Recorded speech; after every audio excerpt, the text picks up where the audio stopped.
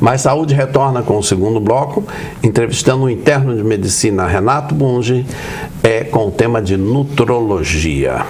O interno Renato Bunge tem se destacado por sua curiosidade e por seu extremo interesse nessa área. Então, nós vamos aproveitar dele a sua dedicação e os seus conhecimentos. Renato, nós falamos das principais fontes de proteína. Exatamente. Que você explanou de forma extremamente didática.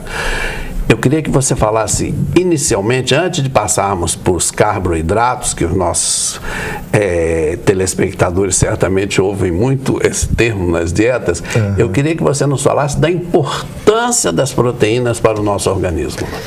Exatamente. As proteínas, se nós imaginarmos que nosso corpo é feito quase que inteiramente de músculos, né? E o principal componente dos músculos é justamente a proteína.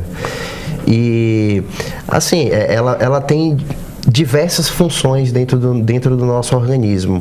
Nós precisamos ingerir dos alimentos esse nutriente para que ele faça parte do nosso componente muscular, para que ele faça parte dos componentes do nosso sangue, dos nossos ossos também, cabelos, unhas, pele, tudo isso demanda uma quantidade de proteína para que tenha a sua função adequadamente. Assim como também o nosso sistema imunológico depende altamente das proteínas.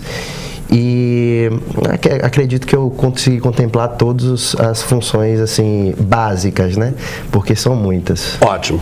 E agora eu gostaria que você se estendesse sobre hidratos de carbono, porque se há uma coisa que os nossos pacientes têm ouvido com muita frequência nessas últimas décadas evite o excesso de hidratos de carbono, evite o excesso de açúcar. Então, os hidratos de carbono eu acho que são os termos mais ouvidos pelos nossos pacientes. Eu gostaria que você se estendesse um pouco sobre eles. Tá, ok.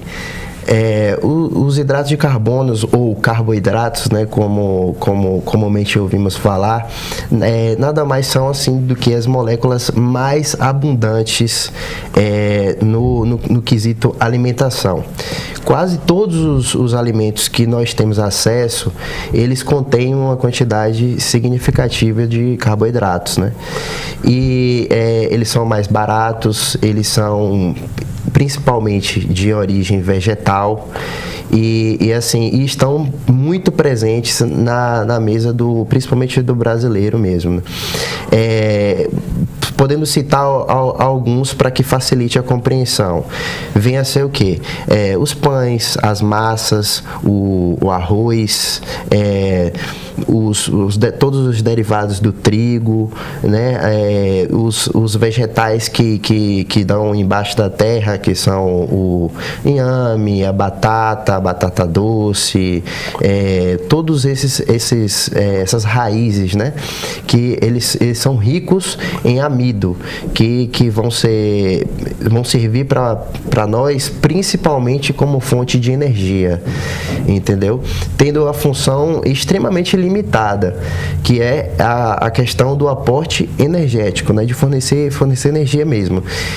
Por isso que vem a preocupação em não exceder a quantidade de carboidrato na alimentação. Incluindo aí açúcar, doces. Exatamente. O açúcar e os doces, né, que tem como principal componente o açúcar mesmo, o doce tem como principal componente o açúcar, eles são os carboidratos mais simples possíveis.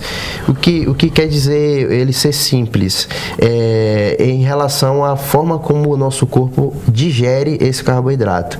Ele é um carboidrato muito rapidamente assimilado pelo nosso organismo, o que é uma coisa não muito boa, porque se você assimila muito rapidamente, o seu corpo compreende que deve armazenar e não gastar aquela energia. Eles não são as melhores fontes de energia, né? Por isso que nós aconselhamos muitas vezes os pacientes que eles consumam com muita moderação o açúcar, o doce, todas essas farinhas que existem aí, tais como farinha de trigo, porque eles têm um efeito de aumento da glicose no sangue com uma velocidade tão tamanha que muitas vezes o corpo não tem tempo para utilizar essa glicose toda que está no sangue e ele transforma isso em gordura. Eu te pergunto, Renato, neste caso aí, o processo de industrialização que torna o arroz não integral, mas apenas carboidrato, que torna o trigo não integral, mas apenas carboidrato, seria um dos fatores, eu vou até criar essa expressão para você responder no próximo bloco, seria um dos fatores diabetogênicos? Com certeza. Renato vai nos responder no nosso terceiro bloco. Muitíssimo interessante e muito importante para os nossos telespectadores a disseminação, a democratização das informações que nós trazemos hoje aqui com o interno Renato Busch. Já voltamos para o terceiro bloco com mais saúde, o programa de saúde da Terceira Via.